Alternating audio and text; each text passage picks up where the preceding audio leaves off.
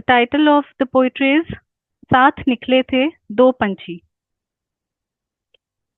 तिनका तिनका जोड़ हमने अपना एक आशियाना बनाया, उसे प्यार की नींव दी, सपनों का उस पर छत लगाया।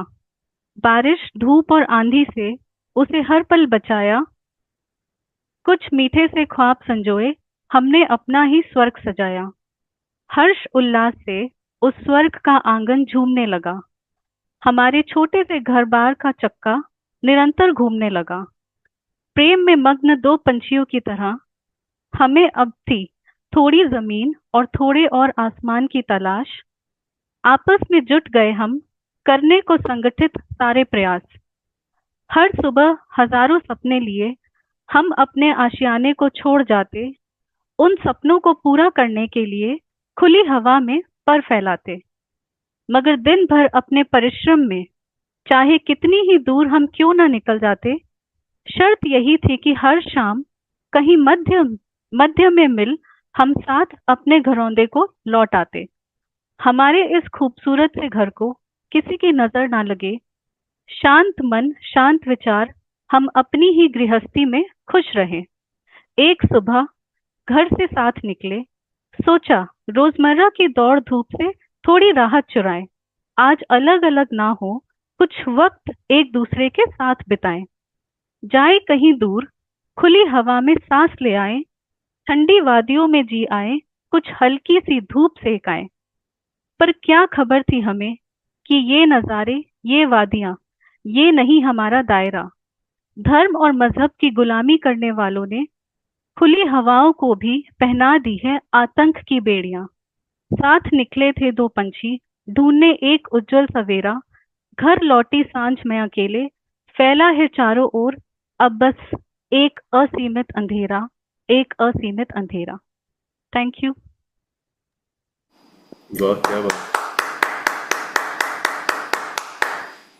बहुत, ये तो लगता है आपने पिछले एक दो दिन में लिखा है, आज ही बेस्ड ऑन लिखा द है। Recent incident. आज है ही अभी लिखा है लिखा है सुबह। आपने? आज ही लिखा सुबह। आज ही आज मैं लिखा है? सुबह से लिख ही रही थी। हाँ जी। ओ गॉड, बहुत बहुत प्यारा लिखा, मतलब without even naming, without even giving any reference.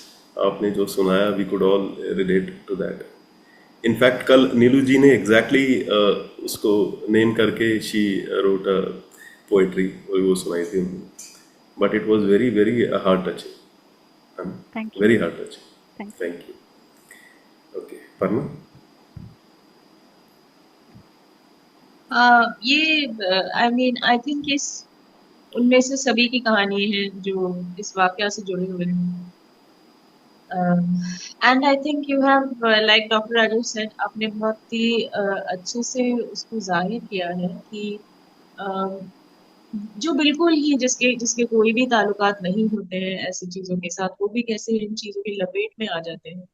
I think that makes everybody think कि जो होता है अक्सर हम लोग ये होता है हमारी जिंदगी में, हम किसी और की जिंदगी को देखते हैं, हम बोलते हैं अच्छा ये तो ऐसे ऐसी चीजों में इन्वॉल्व थे इसलिए इनके साथ ऐसा ऐसा हुआ, बट जरूरी नहीं है हमेशा कि ऐसा हो। कई बार आप दूर दूर तक भी इन्वॉल्व नहीं होते हुए भी सडनली आप उस चीज में न्यूज हेडलाइन बन जाते हैं, आपको पता भी नहीं है कि आप ये। तो it's really sad. I think all of us relate to to this, and I think it is a very timely and appropriate effort to document that grief. And कहीं मुझे ऐसा लगता है कि आई थिंक ये मेरा टेक है, I don't know if every believe, मुझे लगता है कि आप खुद भी रिलेट करते हैं इसके साथ कि इसकी जगह मैं होती तो, मेरे फैमिलीज होते तो, मैं या मेरे हस्बैंड होते तो वो एक अलग सा डायमेंशन है जो आपकी पोएट्री में मुझे देखने को मिली कि आपने खुद अपने आप से बहुत ही रिलेट किया ये चीज, आई फील। तो it's personal as well as art. तो very very nice initiative, I really like. Thank you. Divya ji. या बहुत ही अच्छे से अनु आपने एक्सप्लेन किया है। एकदम से ऐसा लगा कि वो इंस्टेंस फिर से जैसे सजीव हो गया वो आंखों के सामने।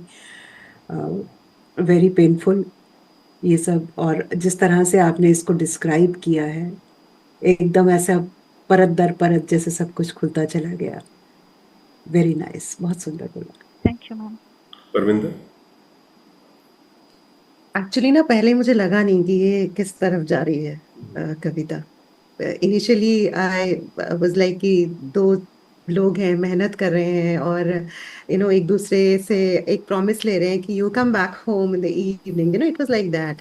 एंड धीरे धीरे जब वो अनफोल्ड हुई, सो देन आई रियलाइज्ड कि ये it's what we are going through right now. It's like वो उस चीज को आपने इतनी अच्छी तरह से और बहुत सिंपली उस चीज को बता दिया, एज राजेश जी सेड, कि बिना किसी का नाम लिए और किसी को भी, मतलब इन क्वेश्चन कोई भी नहीं था और बात भी कह दी गई और इफेक्टिवली कह दी गई।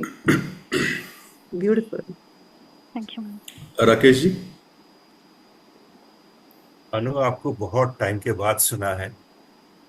शुरू आपकी पोइट्री जब शुरू हुई थी तो मुझे मतलब जो हैप्पी लाइफ चल रही थी तो मुझे जगजीत सिंह साहब का वो एक गजल है, उसकी एक दो लाइनें याद आ रही थी कि ये तेरा घर ये मेरा घर, किसी को देखना हो गर तो पहले आके मांग ले, मेरी नजर तेरी नजर।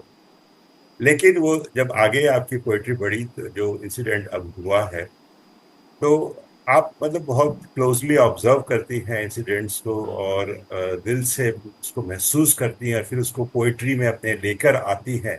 ये बहुत अच्छी बात है। और आपने जो पोइट्री लिखी है वो बहुत करंट टॉपिक पे लिखी है, बहुत अच्छी लिखी है। So thank you for this thank you sir. Poetry. Thank you. Thank you Thank you, so everyone. Much Anu.